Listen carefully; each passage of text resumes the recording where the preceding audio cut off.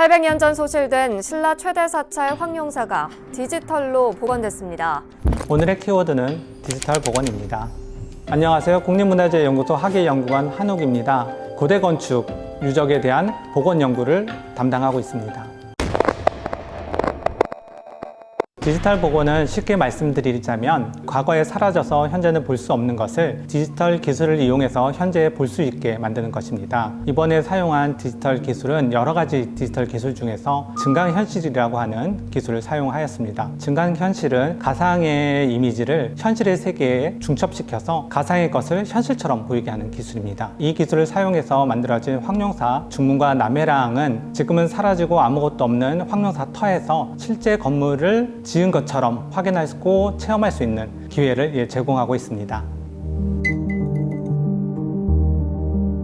그 황룡사는 553년 건립을 시작을 해서 만들어진 신라시대 최대의 사찰이면서 그 이후에 그 여러 가지 변화를 거듭하면서 고려시대까지 이어진 사찰입니다. 하지만 1238년 몽골의 침입에 의해서 모두 소실되었고 이후에는 현재 다 사라진 모습으로 유적으로만 확인할 수 있는 사찰입니다. 그 가운데 645년에 만들어졌다고 하는 그 높이 약 80m 정도의 9층 목탑이 가장 유명한 건물이고요. 그 당시에는 가장 최고의 건축 기술이 적용된 건물이라고 할 수 있습니다.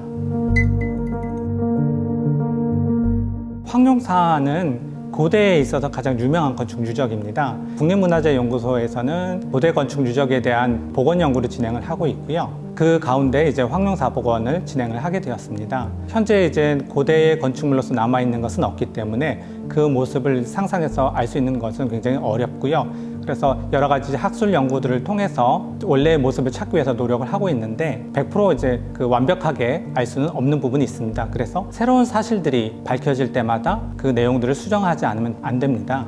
그런데 만약에 실제 건물로 복원을 하였을 경우에는 이런 수정을 하기 위해서는 건물을 해체했다가 다시 건립해야 되는 그런 번거로움이 있고요.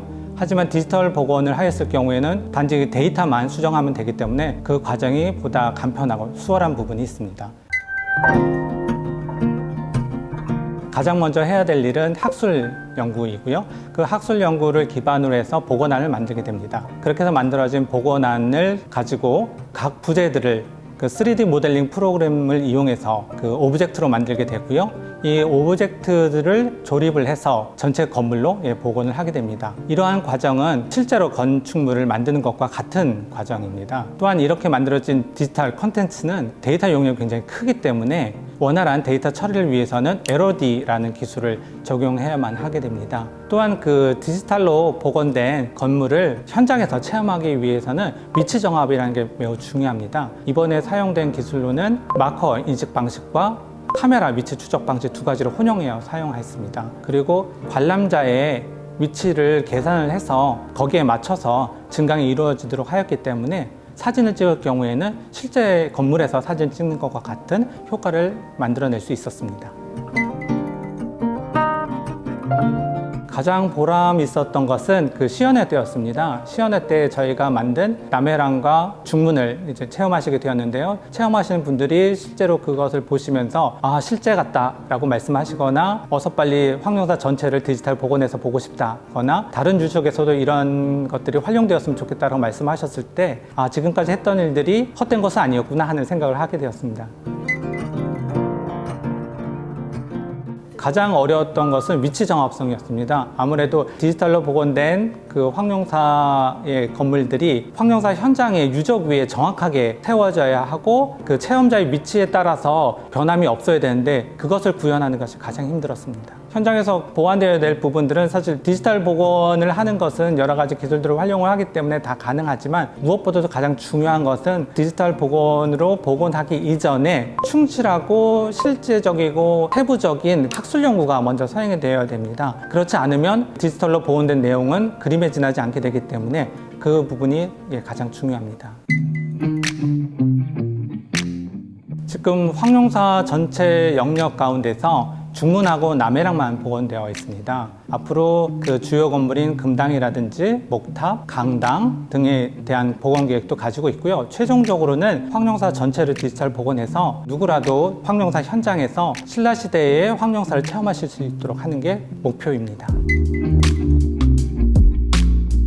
다른 문화재보다도 건축 문화재는 건축물이 만들어내는 공간감과 그다음에 건축물이 세워져 있는 현장성이 매우 중요합니다. 디지털 복원에 있어서는 실제로 건물을 짓지 않더라도 이러한 건물에 의한 공간감과 현장감을 얻을 수 있는 효과가 있습니다. 그리고 문화재에 직접적으로 어떤 행위를 가하는 것이 아니기 때문에 문화재 훼손의 부분에 있어서도 매우 자유롭습니다. 건축 문화재를 실제로 복원하는 것에 대해서는 세계적인 분위기가 좀 부정적입니다. 따라서 이렇게 디지털 기술을 활용해서 복원하는 것은 앞으로 굉장히 활발하게 이루어질 것으로 생각이 되고요. 또 지금은 태블릿이라고 하는 그 모바일 기기를 활용을 해서 간접적으로 체험을 하게 되지만 앞으로 기술이 발달한다면은 그런 모바일 기기 없이 직접적으로 체험하는 것도 가능하실 것으로 생각이 되고요. 더 나아가서는 한 장소에서 서로 다른 시공간을 체험하시는 것도 가능하게 될 것으로 생각이 됩니다.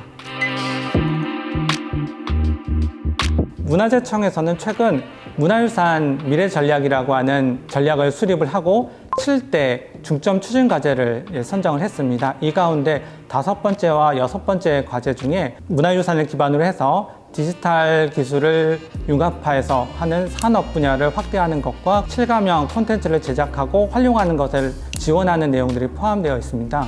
국능이라든지 현장에서는 그 가이드 없이 직접적으로 자기가 다니면서 체험할 수 있게끔 하는 콘텐츠들이 만들어지고 있습니다. 그래서 자유롭게 비대면으로 공간을 체험도 하고 국능도 체험하고 거기에 관련된 그 지식들도 얻을 수 있는 한양도성 타임머신 프로젝트라든지 고대건축 디지털 복원 연구라든지 이런 것들을 이제 진행하고 있고요.